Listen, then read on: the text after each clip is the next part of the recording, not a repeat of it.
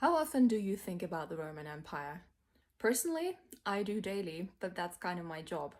Hi, I'm Anna, ancient historian, and today it's the Ides of March. Caesar, beware the Ides of March. The Ides of March are come. Aye, but not gone. On March 15th, 44 BC, Gaius Julius Caesar was on his way to a Senate meeting when an astrologer approached him, telling him to be aware of this day. But Caesar ignored all his warnings and went to the meeting anyway, unaware that this would be the day of his death. In the Senate, the conspirators, or liberators as they called themselves, were already waiting. They had been planning this attack for quite some time, and matters were kind of getting urgent because Caesar was about to leave for his planned Parthian campaign. But the perfect moment had come, one day before his departure in the Senate meeting, and now they just had to wait for Caesar to be distracted by a petition by Tullius Cimber in order to approach and kill him.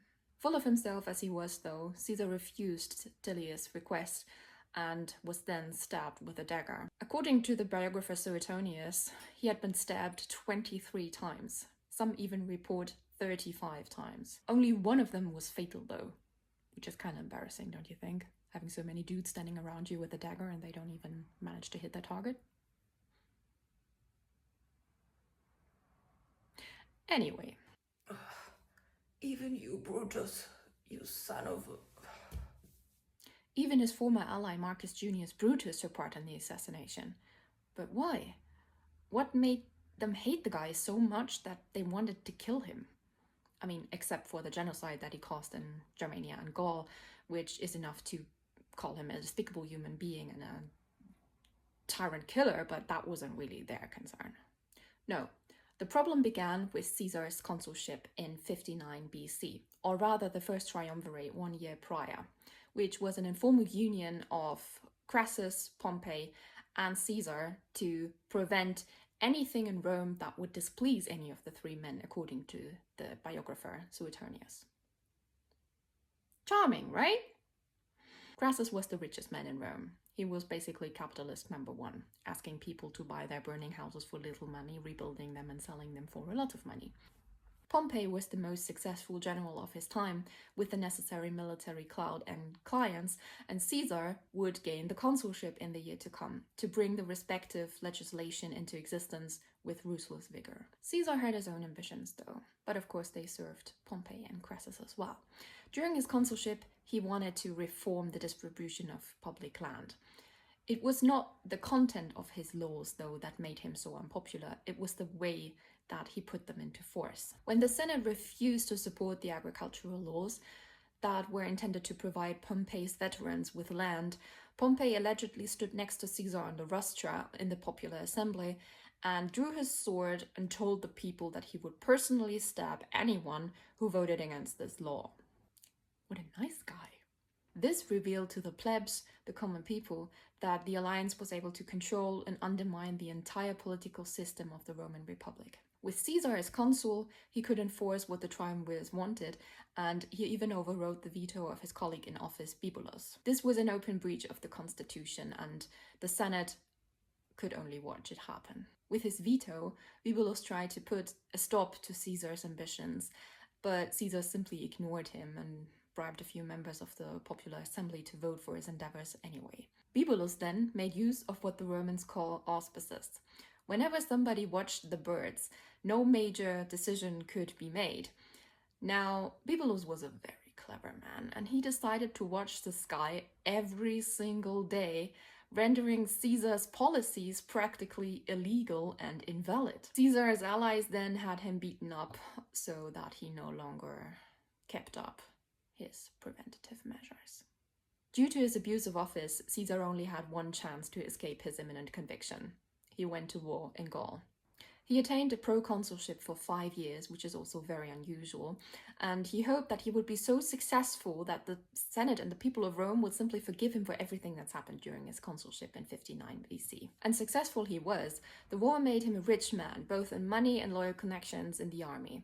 The alliance with Crassus and Pompey secured his military command for another 5 years, but the alliance broke in 53 when Crassus died in the war against the Parthians. Pompey then forced him to dismiss his army in 49, and that's when Caesar decided to cross the Rubicon and march on Rome, because he wanted to save his dignity.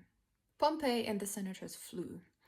And Caesar meanwhile held elections and was made a dictator for 11 days to renew his military command and gain full political competencies. But actually a dictator was a special magistracy reserved for states of emergency and was limited to 6 months. While he was only dictator for 11 days, we all know what happened. A few months later, he beat Pompey at Pharsalos, and Pompey flew to Egypt, but he was killed there. Caesar followed him to Egypt, though, and that's where he met Cleopatra and went from to.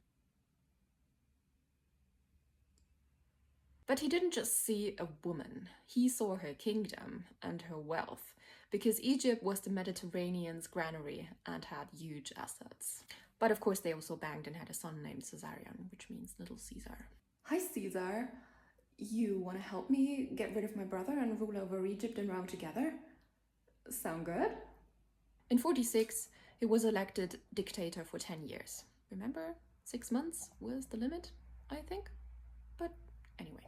He was also consul every year, so dictator and consul, which